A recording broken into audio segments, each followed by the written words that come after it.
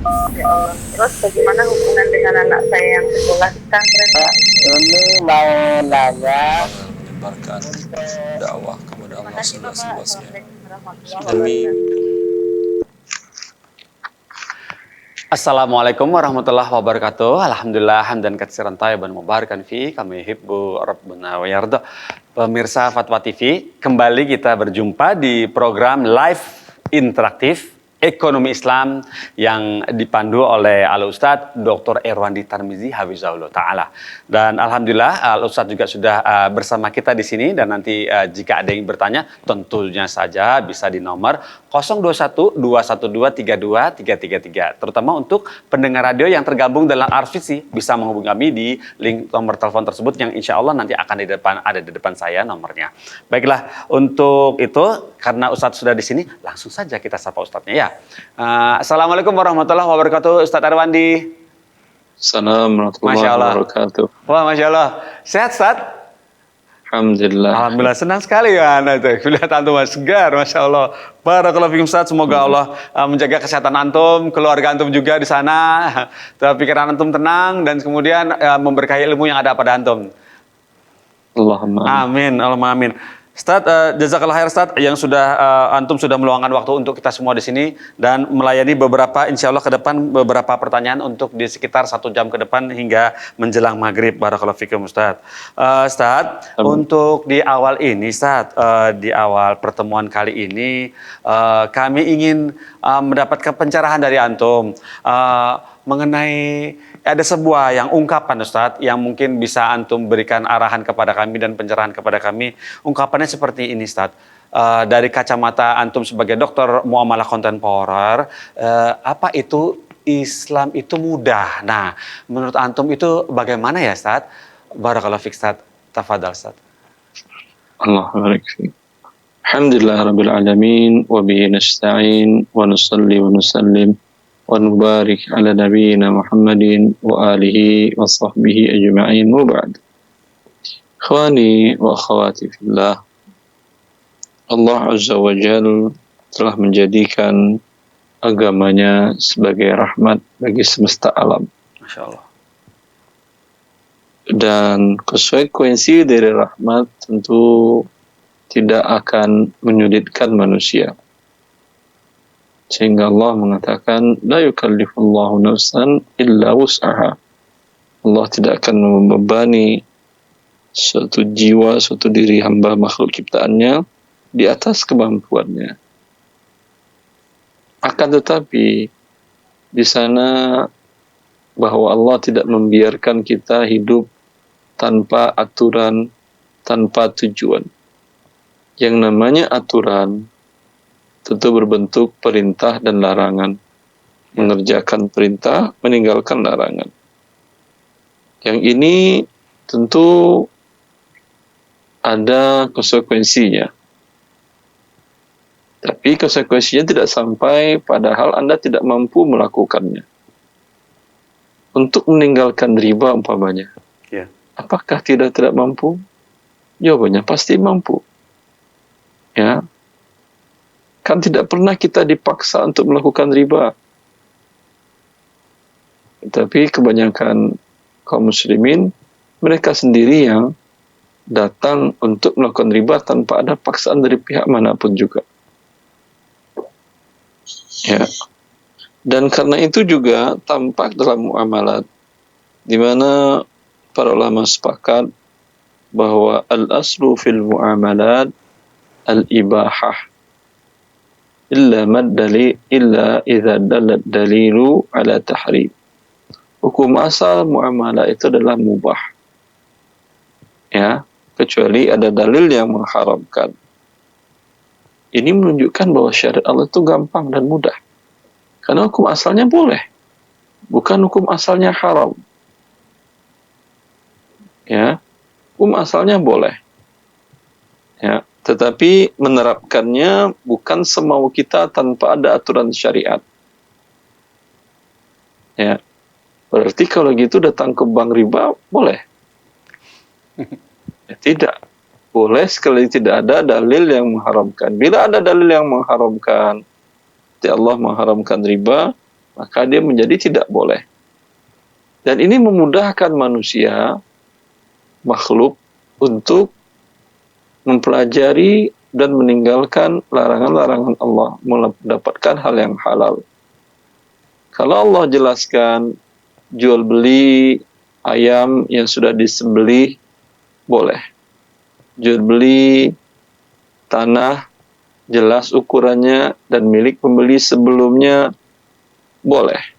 Bisa dipastikan buku fikih muamalat itu tebalnya mungkin 5.000 jilid.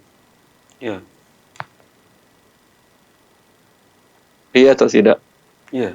Dan bisa dipastikan tidak ada seorang manusia pun yang bisa menghafalnya. Oleh karena itu, syariat memberikan kaedah umum, hukum asalnya boleh, kecuali bila ada dalil yang mengharamkan.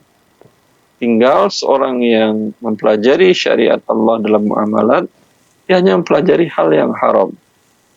Bila ada suatu transaksi, ada yang bertanya, Ustaz, tetangga saya pinjam uang kepada saya, Ustaz.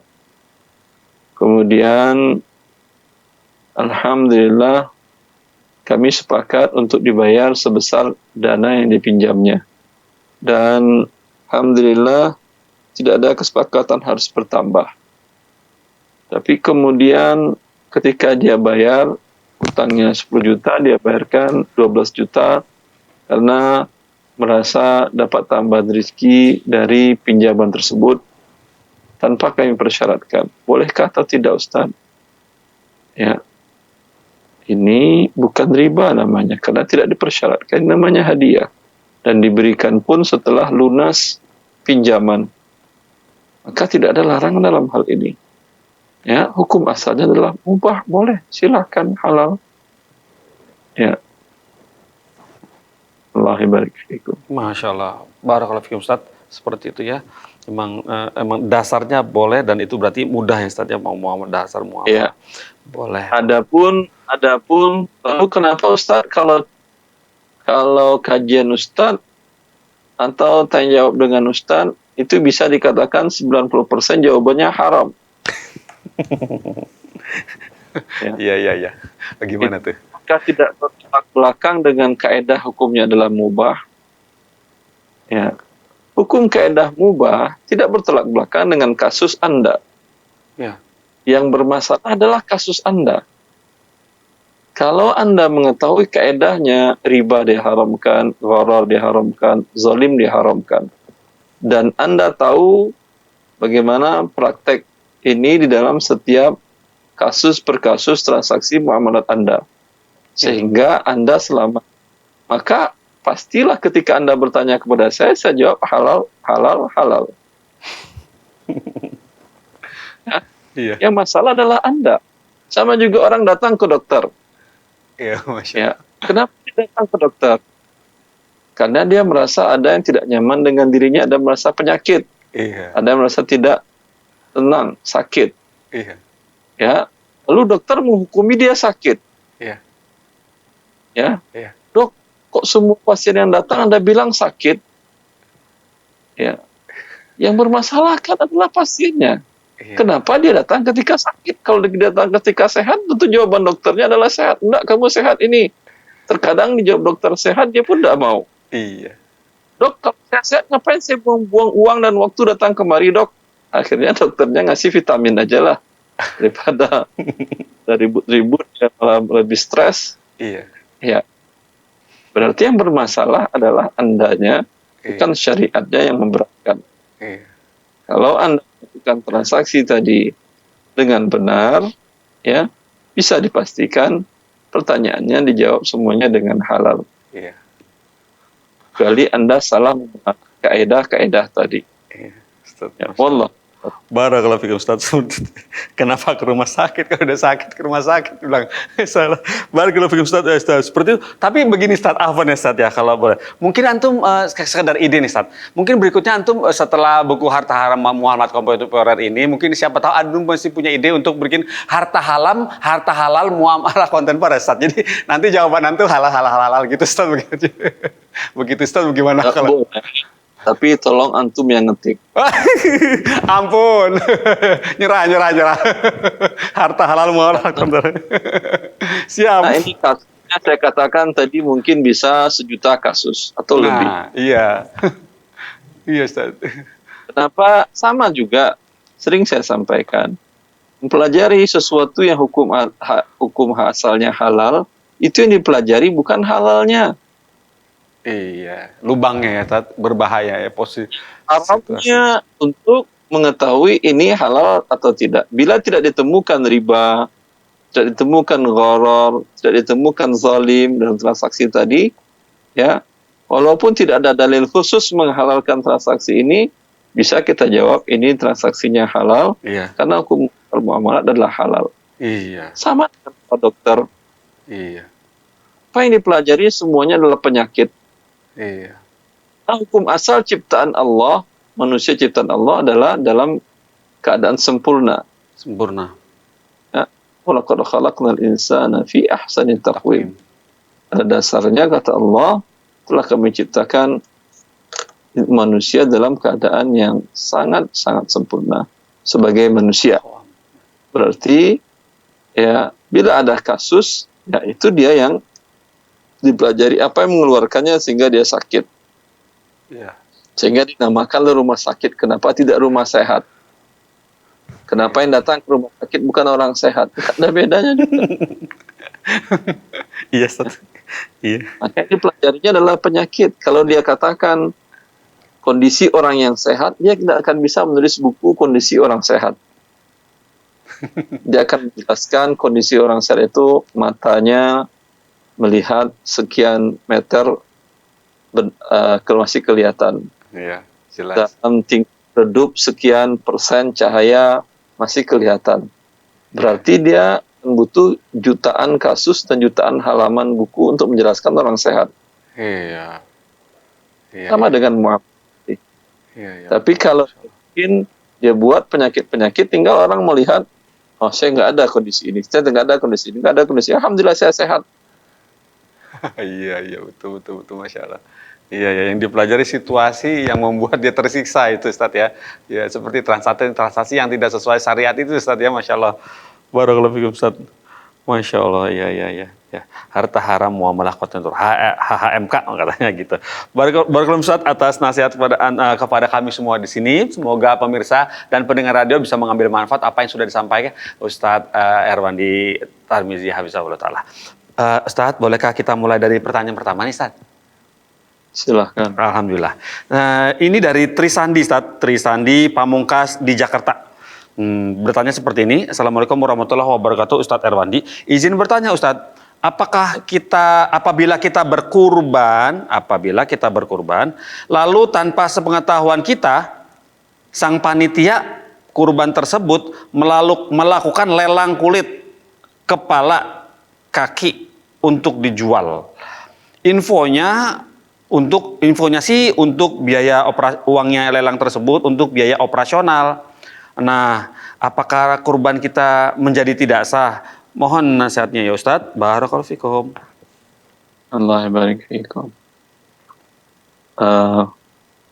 Dilelang. Ini kembali kepada hadis Nabi SAW bahwa tidak halal bagi yang menyembelihnya untuk mendapatkan upah dari sembelihannya. Yeah. Baik upahnya itu bentuk uang terpisah ataupun bagian dari daging yang berbeda daripada bagian yang lainnya. Yeah. Kalau dia mendapatkan bagian dari daging sama dengan yang lainnya, ya, orang yang tidak ikut menyembelih, tidak ikut mencaca, tidak ikut ngulitin juga dapat, umpamanya masing-masing dapat 2 kilo. Yang nyembelih, yang kerja juga 2 kilo. Itu halal bagi mereka, tidak ada masalah. Ya. Jangankan mereka minta upah di luar itu, kalau dia tambahkan saja, dia minta saya 5 kilo lah, atau 10 kilo, atau kepalanya buat saya, atau paha belakang buat saya, karena saya yang banyak jasa saya, berarti dia minta upah. Ya. Ya, terus diambilkan dari yang lain. Adapun tindakan DKM, Dewan Kemakmuran Masjid atau panitia, mereka adalah statusnya wakil dari yang berkurban. Ya. Maka wakil bertindak atas nama pemilik kurban. bagaimana pemilik kurban tidak boleh menjual bagian dari setiap kurbannya, wakil juga tidak boleh menjual. Bila dia melakukan itu tanpa sepengetahuan pihak yang berkurban, dosa mereka tanggung sendiri. Kalau dia minta izin kepada yang berkurban, ya berarti dosa adalah bagi pihak yang berkurban. Ya. Ya.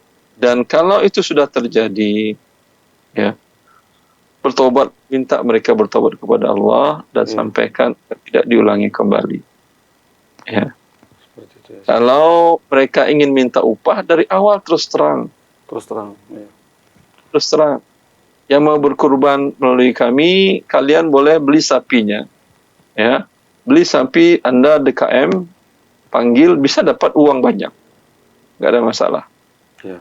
Panggil umpamanya para supplier, pemasok hewan kurban.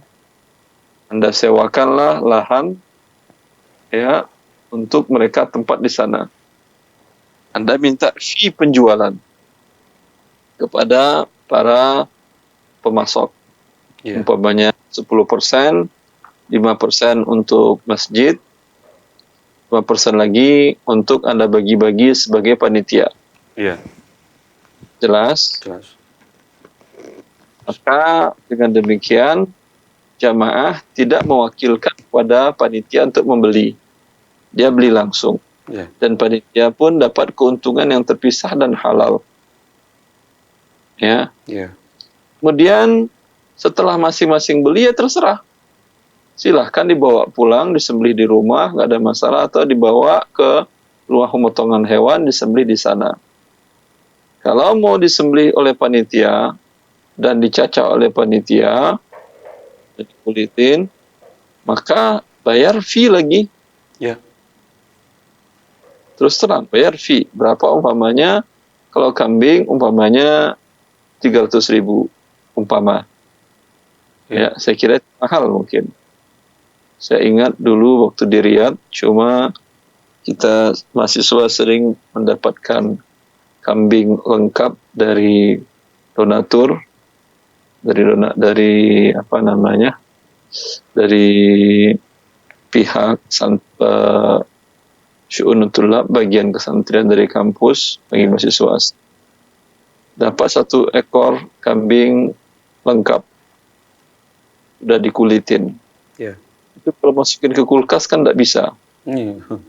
Biasanya itu kambing dari musim haji, diberikan kepada kampus, kemudian kampus itu punya apa namanya, kulkas yang besar, ruangan yang frozen, ruangan bisa memuat mungkin 300 ekor daging kambing. Masing-masing mahasiswa dapat 1 dalam waktu 3 bulan, dapat 1, 3 bulan dapat 1, 3 bulan dapat 1. Dan kita nggak punya waktu untuk mencacah. Itu tinggal kita bawa ke pasar, Ya. pasar hewan, untuk kita mintakan kepada mereka untuk dicacah. Ya. Dalam waktu setengah jam, dia tinggal nanyakan mau dibagi berapa. Ya. Mereka udah ada standarnya, apa 100 potong, atau 70 potong, Ya. atau 150 potong, Ya. itu bayar cuma 15. Hmm. Mereka mengerjakan dengan cepat karena pakai mesin gergaji yang elektrik. Iya. Cepat semua. Iya, Ya, gergaji cuma listrik. 15 real. Ya, 15 real. Nah, juga. Ya. Kalau tadi DKM tadi minta umpamanya 300.000, mungkin mahal, tapi bagi masyarakat nggak ada masalah daripada pemotongan hewan, capek segala macam jauh, ya, dan belum tentu lagi mereka sembelihnya pakai bismillah atau tidak. Ya udah di sini aja dan sekalian bantu masjid. Ya. Ya, nggak ada masalah bagi mereka, tambah 300.000, tapi dengan syarat setelah itu dicacah, pisahkan. Ini milik fulan A, ini punya Anda daging, ada sekitar sekian potong. Anda tidak boleh lagi ngambil dari situ. Cuman kalau pihak yang berkurban ingin memberikan, terserah. Pak, silakan ini buat Anda sekilo. Ya ada 10 yang mencacat diberikan kepada dia sebagai hadiah, nggak ada masalah. Ya. Tapi upah tetap 300.000 dibayarnya. Yang sisanya dibawa pulang, mau diberikannya ke tetangga, ke masyarakat. Yang kulitnya dia berikanlah ke fakir miskin satu penuh. Si fakir miskin mau dijualkannya nggak ada masalah karena sudah menjadi miliknya dia. Iya. Kan dia Bebas. miskin tidak kurban, itu milik dia, terserah mau dihadiahkannya, Hak dia. jualnya dia. Ya, kalau kemudian DKM setelah itu menerima bagi fakir miskin yang dapat kulit daripada repot membawa ke pasar hewan untuk dijualin kulit, boleh menjual ke kami dengan harga sekian, dapat lagi dia untung. Ya. Dan halal semuanya. Jelas. Jelas Ustaz, Masya Allah. Barakallahu fikum. Jadi harus diberikan dulu kepada fakir miskin, terserah nanti sisanya daging tersebut mau diapain atau kuku tersebut diapain gitu ya kulitnya ya. Masya Allah, barakallahu fikum Ustaz. Atas solusi dari yang antum berikan kepada penanya tadi. Berikutnya Ustaz, ini pertanyaan dari Kukuh Budi Saroso di Bekasi, Jawa Barat. Bismillah, Assalamualaikum warahmatullahi wabarakatuh. Ustadz Erwandi, mau bertanya, takmir masjid di daerah saya menyediakan hewan kurban termasuk pemotongan dan kemudian membagikannya kepada mustahik. Saya tidak tahu apakah takmir masjid sudah membeli dulu hewan tersebut, baru dijual, atau akan membeli hewan kurban setelah ada yang pesan. Jadi saya tidak tahu.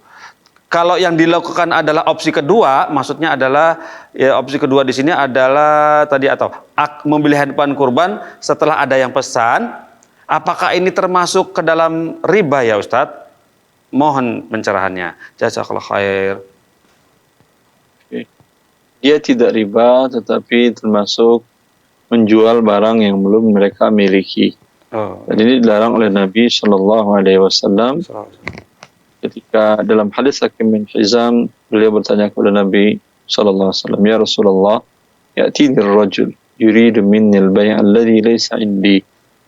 Afa abi'uhu thumma abta'u lahu min as-suq?" Qala ya ibna akhi, la tabi' ma laysa 'indak. Dia mengatakan, "Ya Rasulullah, terkadang ada pembeli yang datang ingin membeli barangku, tapi barang tersebut sudah habis terjual. Bolehkah aku jual kepada dia? Kemudian aku pergi ke pasar membeli barang yang diinginkannya." Kata Rasulullah, "Jangan engkau jual barang yang belum engkau miliki." Maka jual beli ini mengandung unsur gharar dan hukumnya tidak sah. Dan selain itu mereka berdosa karena melanggar sabda Nabi Shallallahu Alaihi Wasallam. Nabi melarang, mereka melakukan. Seperti itu Ustaz ya. Jadi tidak boleh menjual barang yang belum dimiliki. Barakallahu fikum Ustaz atas pencerahannya tadi dari Bapak Kukuh tadi. Berikutnya Ustaz, pertanyaan dari ini ya. Langsung Dokter Budi Febrian di Yogyakarta, Sleman. Assalamualaikum Ustadz Erwandi. Kebetulan saya memiliki usaha bisnis online Top Store. Dulu sudah pernah saya sampaikan ke Ustadz Erwandi. Alhamdulillah saat ini telah bekerja sama dengan Baznas dan akan bekerja sama dalam wakaf produktif license MAR, Master Afiliasi Reseller, kurung tutup. Top Store dengan Yakesma. Kemudian semoga bisa berperan membantu ekonomi umat. Untuk calon wira swasta yang belum, ini kita bantu gratis. Mohon kami meminta ucapan terima kasih kepada antum atas ilmu yang sudah diberikan kepada kami. Itu saja yang disampaikan karena ini amanat, jadi saya sampaikan kepada antum. Semoga Allah selalu membimbing Anda dan kaum muslimin untuk selalu berbuat baik pada diri dan kaum muslimin dan mempelajari terus syariat Allah dalam setiap transaksi yang akan dilakukan. Barakallahu fikum Ustaz. Alhamdulillah Bapak Dokter tadi ya. Baiklah Ustaz, pertanyaan berikut dari Isya Ramadan di Jakarta Pusat. Assalamualaikum Ustaz Erwandi. Saya ingin bertanya bagaimana hukumnya lomba ilmu bela diri dengan uang pendaftaran berbayar. Jazakumullah khairan Ustaz. Allah barik fiik. Bila berbayar dan hadiah adalah murni dari uang pembayaran, uang keikutsertaan, maka ini tentu dinamakan dengan judi atau maisir. Ya, di mana masing-masing mengeluarkan uang, kemudian yang menang dapat uangnya berlebih, yang kalah uangnya hilang. Tentu ini bagian perjudian dan masuk dalam maisir yang diharamkan oleh Allah dan Rasulnya. Wabillahi taufiq. Seperti itu ya, maisir ya, judi ya. Baiklah.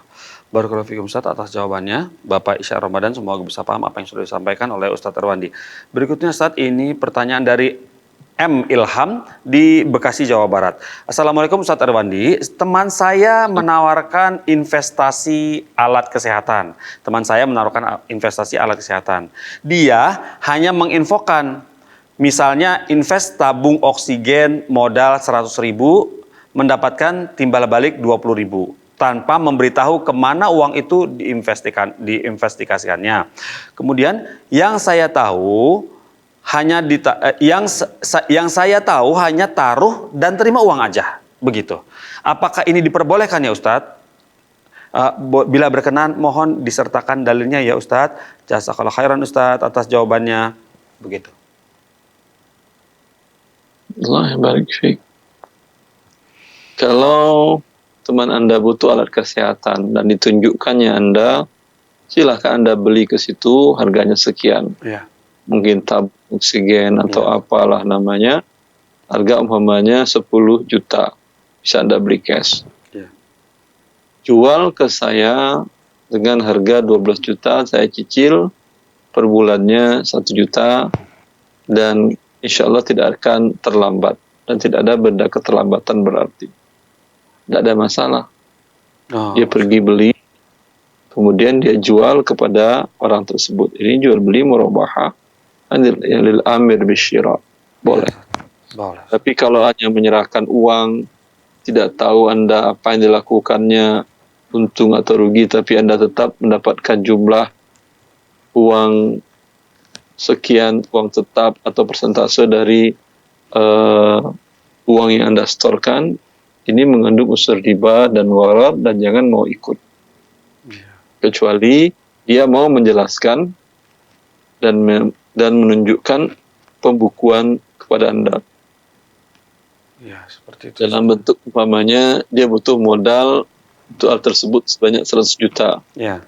Dia akan beli tabung-tabung dan akan menyewakan kepada orang-orang yang isoman atau apa. Ya. Ya. Dia mengatakan, nih saya beli 100 juta tabung. Nanti kita sewakan. Nanti tabung ini bisa kita jual lagi dengan harga nggak jauh beda, atau mungkin bisa jadi naik. Ya. Kita laba ketika setelah sekian bulan, umpamanya 6 bulan, kita hitung untung, laba, dan rugi. Ya, dihitunglah ada berapa aset tabung. Ya, berapa nilainya sekarang kalau dijual. Dapat angka umpamanya 80 juta. Ya. Dan ada uang sewa yang sudah diterima sebanyak 50 juta. Berarti 80 tambah 50 sebanyak 130 juta. Berarti ada laba 30 juta. Laba 30 juta ini dari awal harus disepakati berapa bagi hasilnya. Apakah 50%, 50%, berarti 15 juta untuk dia, 15 juta untuk Anda. Seperti itu, yang halal. Dan kalau rugi, Anda menanggung kerugian. Ya. Ya. Betul ya. Ya, itu tapi harus transparan di awal ya Ustaz ya, untuk rugi. Iya, yang namanya kerjasama itu kan akad amanah. Akad amanah. Karena Anda akan menanggung kerugian. Iya. Kalau dia tidak transparan dalam melampaikan keuangannya, laporan keuangannya, Ya. berarti dia tidak amanah. Iya, betul. Kalau dia tidak amanah, lebih baik yang pertama tadi adalah lakukan. Umpamanya dia tidak ingin direpotkan dengan membuat laporan keuangan. Ya udah, nggak perlu kamu buat laporan keuangan, tapi saya pergi beli. Lalu saya jual ke Anda seperti yang tadi, atau saya sewakan ke Anda sebanyak 100 juta, tadi mungkin dapat 1000 tabung. Oh, Umpamanya, umpamanya dapat 100 tabung. Saya sewakan ke Anda Iya. per bulan 10 juta. Terserah Anda mau nyewakan berapa ke orang. Iya, Ustaz. Bila keuntungannya untuk Anda. Iya. Seperti itu ya. Kalau nggak mau menyerahkan laporan keuangan. Jadi langsung aja di take over gitu ya, uangnya dibelanjakan sendiri. Barakallahu fikum Ustaz atas jawaban kepada M. Ilham di Bekasi, Jawa Barat. Berikutnya Ustaz, ini alhamdulillah ada pertanyaan dari Nora Riyawati di Jawa Barat, Sukabumi. Assalamualaikum Ustadz Erwandi, izin bertanya, di masyarakat saya terdapat sistem pemanfaatan dana dengan cara gadai. Pemanfaatan dana dengan cara gadai di masyarakat saya, Sukabumi. Dengan cara gadai rumah, Afan, belum lengkap tadi. Di masyarakat saya terdapat sistem pemanfaatan dana dengan cara gadai rumah. Nah, yang punya dana mengambil manfaat dengan menempati rumah yang digadaikan. Apakah itu termasuk riba ya Ustadz? Lantas solusi untuk agar tidak riba itu bagaimana? Yaitu sampai situ Ustadz. Mohon pencerahannya, barakallahu fikum. Ya, dia mengatakan riba, ya betul itu riba. Nah, karena dia mendapatkan keuntungan menempati rumah dengan gratis. iya. Padahal kalau tidak dengan pinjaman, dia tentu akan membayar uang sewanya. Nah. Maka dalam hal ini dia mendapatkan manfaat dari pinjamannya tadi. Iya. Solusinya agar tidak riba, bagaimana? Caranya sewa. Anda yang butuh dana dan ingin rumah tadi ya sebagai jaminan, sudah jangan jaminkan, jangan pinjam uang, sewakan. Anda katakan, ya saya butuh umpamanya butuh uang 10 juta. Ya. Iya. Kalau Anda sewakan rumah Anda 1 tahun mungkin nilainya 12 juta. 1 juta sebulan, 1 juta, 11 juta sebulan. Tapi kan itu sewa per bulan. Tapi kalau Anda ingin 10 juta tadi, ya tidak ada masalah, Anda katakan, saya sewakan kepada kamu 1 tahun, bayar cash di awal sekarang juga, seharga 10 juta. Ya, dia bayar, ya udah sewa mewah. Nanti setelah 1 tahun, ya nggak ada dikembalikan uang 10 juta lagi, habis kan dia sewa. Iya. Dan dia dapat untung harga murah, karena dia beli dengan pembayaran di awal dan, dia sewa dengan pembayaran di awal dan cash. Iya. Ya. Betul. Dan dia kalau dia sewakan lagi ke orang lain, dia bisa untung 2 juta itu. Iya, betul. Kalau gini bagaimana kalau kondisi seperti ini, Ustaz? Ketika sudah rumah digadaikan ke Bapak A, misalnya Bapak A, kemudian tanpa sepengetahuan Bapak itu menyewakan rumah kita kepada orang lain, tidak bilang-bilang kepada pemilik rumah. Kemudian baru diketahui belakangan, ternyata rumahnya disewakan, kemudian uangnya diambil sama Bapak A yang tempat kita menggadai tersebut. Lah sebenarnya itu uang hak sewa itu milik si yang punya rumah atau yang siapa, Ustaz? Ya udah, milik yang punya rumah lah, rumah milik dia. Jadi boleh dituntut begitu yang si Bapak yang punya uang yang terima gadai itu? Kalau untuk yang pemilik rumah, boleh. Tapi kalau yang meminjamkan uang, itu riba tadi. Begitu. Jadi uangnya harus masuk ke pemilik rumah, begitu Ustaz ya? Iya, atau dikurangi hutangnya. Oh, iya. Tadi dia pinjamkan 10 juta. Iya. Ya, sekarang disewakan. Setelah umpamanya 6 bulan sudah terima sewa 10 juta. Iya.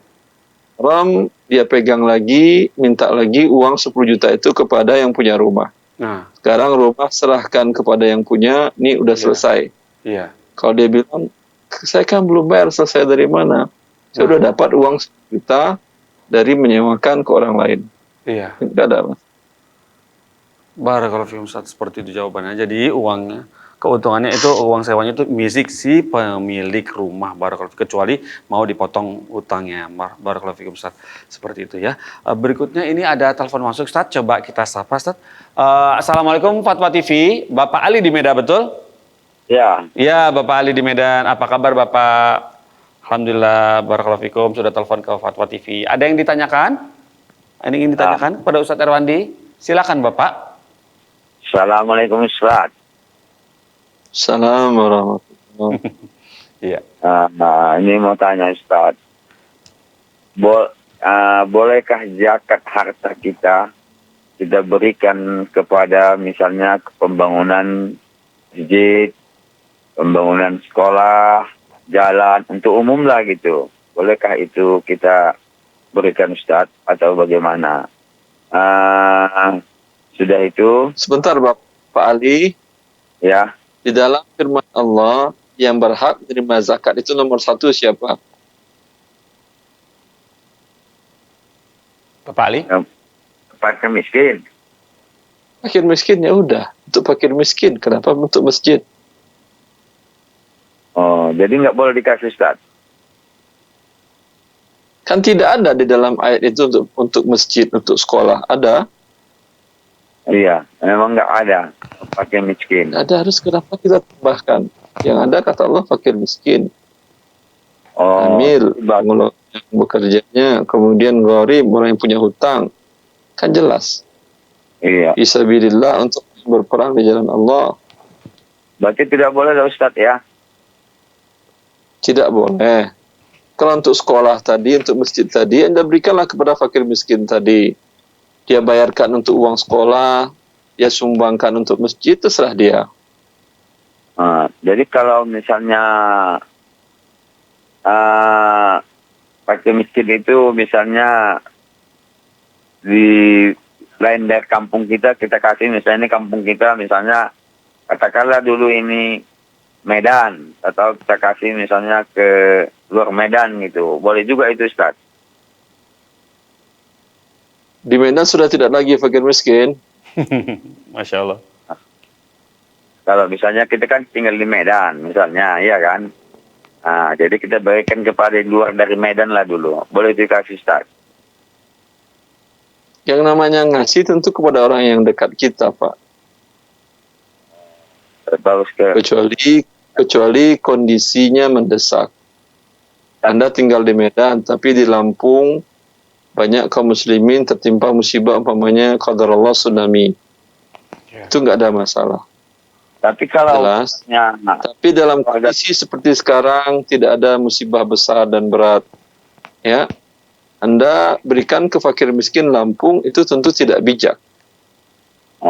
Dan di dalam hadis Nabi SAW yang dilakukan oleh para sahabat-sahabat Nabi SAW, dan dalam hadis Nabi itu khadhu min aghniyaihim wa turaddu ala fuqaraihim.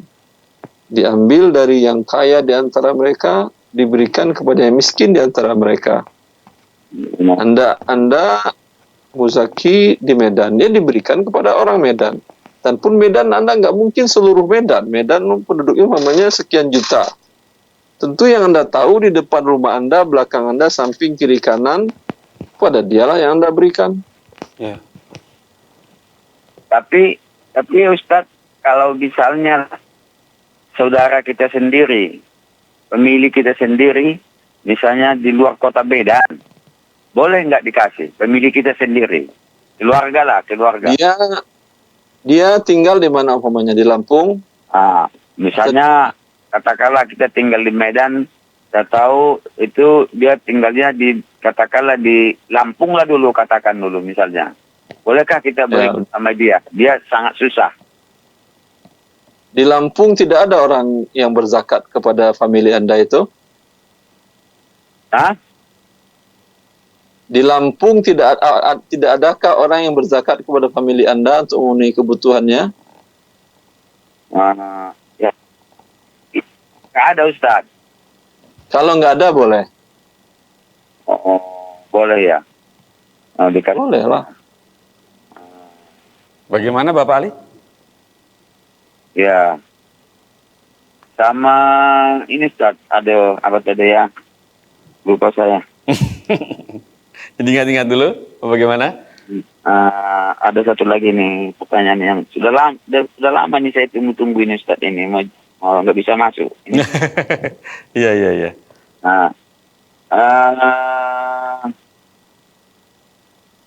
Apa namanya?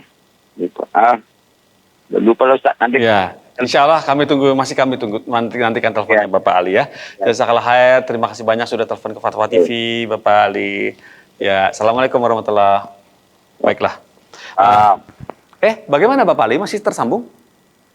Oh, sudah putus. Masih tersambungkah teman-teman? Bapak Ali sudah terputus? Baik. Terputus ya. Barakallahu fiikum Ustaz atas jawaban antum ke Bapak Ali tadi. Semoga bisa paham apa yang sudah antum sampaikan kepada Bapak Ali tadi, Bapak Alinya ya. Ustaz, ini ada pertanyaan baru masuk Ustaz. Assalamualaikum dari Sadikin di Citayam. Begini Ustaz. Assalamualaikum warahmatullahi wabarakatuh. Ustadz Erwandi izin bertanya. Pada hari tasyrik kedua lalu, hari tasyrik hari kedua, saya turun ke stasiun, kemudian menemukan uang, Ustadz, sebesar 150.000. Tapi tukang ojek di sekitar itu tidak ada satupun yang melihatnya. Kemudian saya tutupi dengan kaki saya dan saya memungut uang tersebut tanpa mengumumkan uang itu dari siapa. Saya khawatir semua orang yang ada di situ mengaku-akunya. Nah, bagaimana, apakah status uang ini bisa menjadi milik saya atau harus disedekahkan atau bagaimana ya Ustadz? Mohon pencerahannya. Jazakumullah khairan. Allah yang baik fiik. Tidak, kalau Anda tidak memiliki kemampuan untuk menyampaikan uang itu kepada pemiliknya, jangan diambil. Biarkan saja. Ya, karena bila Anda ambil, berpindah tanggung jawabnya ke Anda.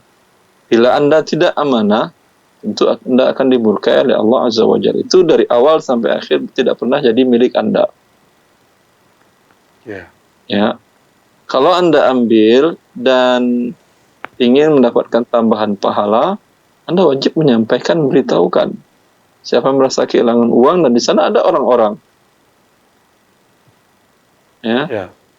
Bila ada yang mengaku dia uangnya hilang, tinggal Anda serahkan. Selesai urusan Anda dengan Allah. Anda sudah menyampaikan uangnya kepada pemiliknya. Bila dia berbohong, Anda tidak akan diminta oleh Allah pertanggungjawaban.